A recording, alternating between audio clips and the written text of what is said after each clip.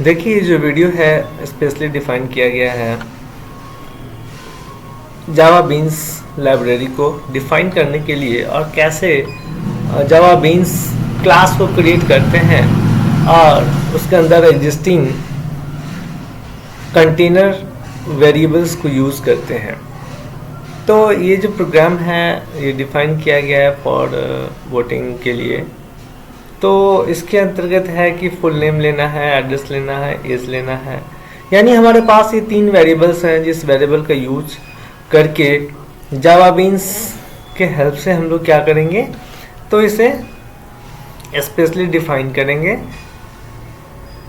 इन servlet. तो अब बात आती है कि सबसे पहला हमने क्लास बना लिया है public class first beans dot जावा।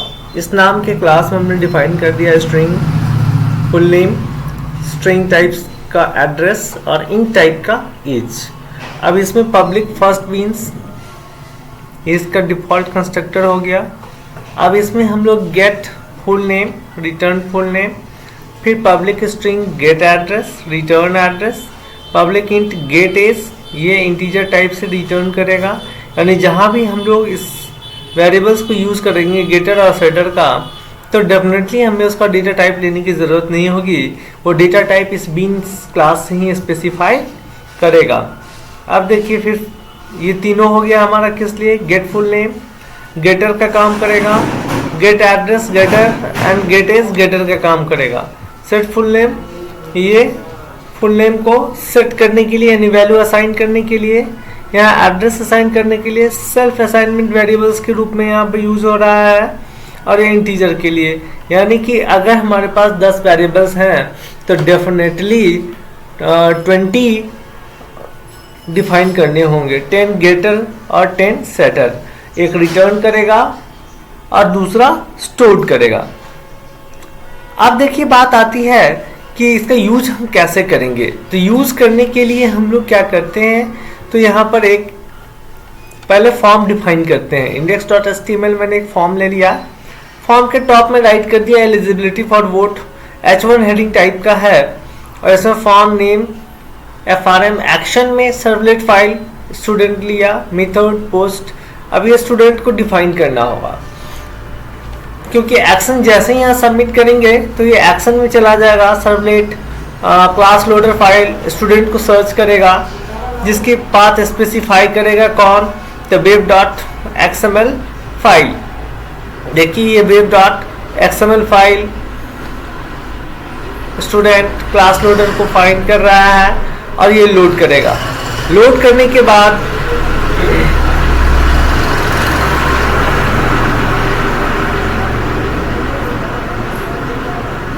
एक्शन जो भी हम लोग इस सर्वलेट फाइल पर दिए होंगे वो एक्शन को रिटर्न करेगा। अब देखिए बीन्स जावा बीन्स क्लास को यूज करना है तो प्रोसेस रिक्वेस्ट मेथड्स में आ गए, फर्स्ट बीन्स का एक ऑब्जेक्ट डिफाइन कर दिए F new first beans, F dot full name request dot gate parameter से वैल्यू ले आए। अब देखिए यहाँ पर एफ डॉट फुल नेम ये क्या कर रहा है, सेटर का काम कर रहा है, यानी यहाँ स्टोर कर रहा है, सेट कर रहा है वैल्यू को।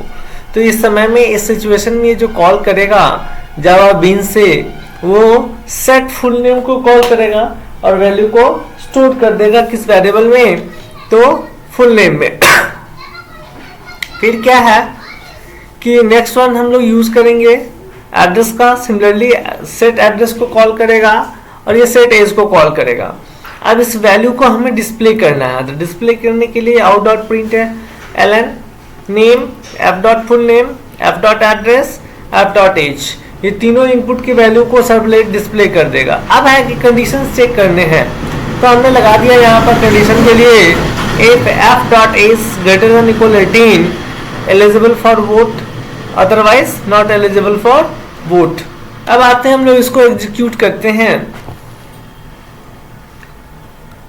F6।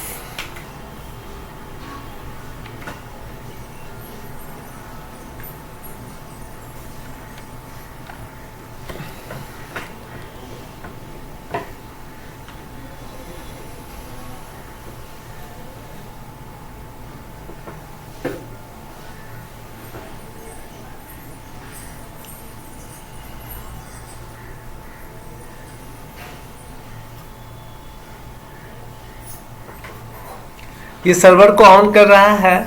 जब तक सर्वर ऑन नहीं होगा तब तक ये आउटपुट नहीं देगा। ग्लासफिश सर्वर को ऑन करने में इसको फर्स्ट टाइम थोड़ी सी प्रोसेसिंग करने होते हैं।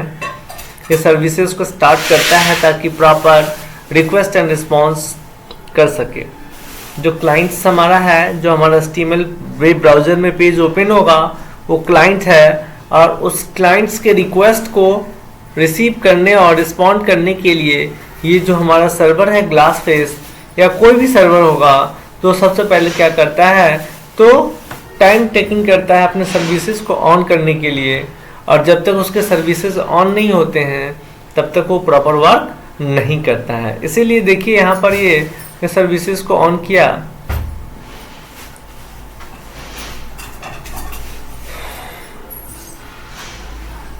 और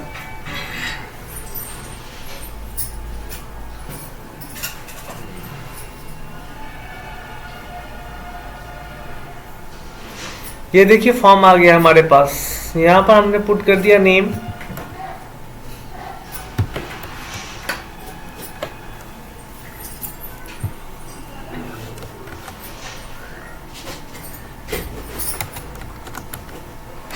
लाल बाबू, एड्रेस पटना,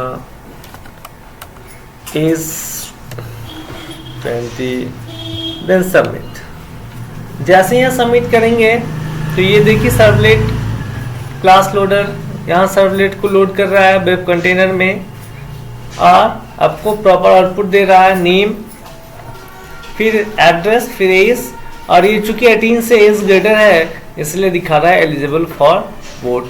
तो इस तरह से हम लोग बीन्स क्लास की लाइब्रेरी को डिफाइन कर सकते हैं, सर्वलेट के थ्रू इम्प्लीमेंट कर सकते हैं। तो जब भी हम लोग बीन्स का फाइल बनाते हैं, बीन्स कंटेनर बनाते हैं, तो उसको यूज़ करने के लिए, सिंपल बीन्स क्लास को यूज़ करने के लिए हमें सर्वलेट या JSP की ज़रूरत होती है। जो नेक्स्ट यूनिट है उसमें JSP के साथ इसका इम्प्लीमेंटेशन है, और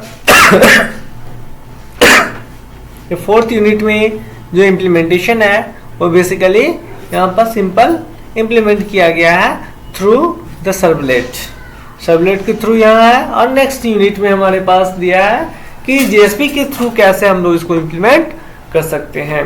तो आई होप कि ये वीडियो की हेल्प से आप इजीली एप्लीकेशन को डेवलप कर पाएंगे।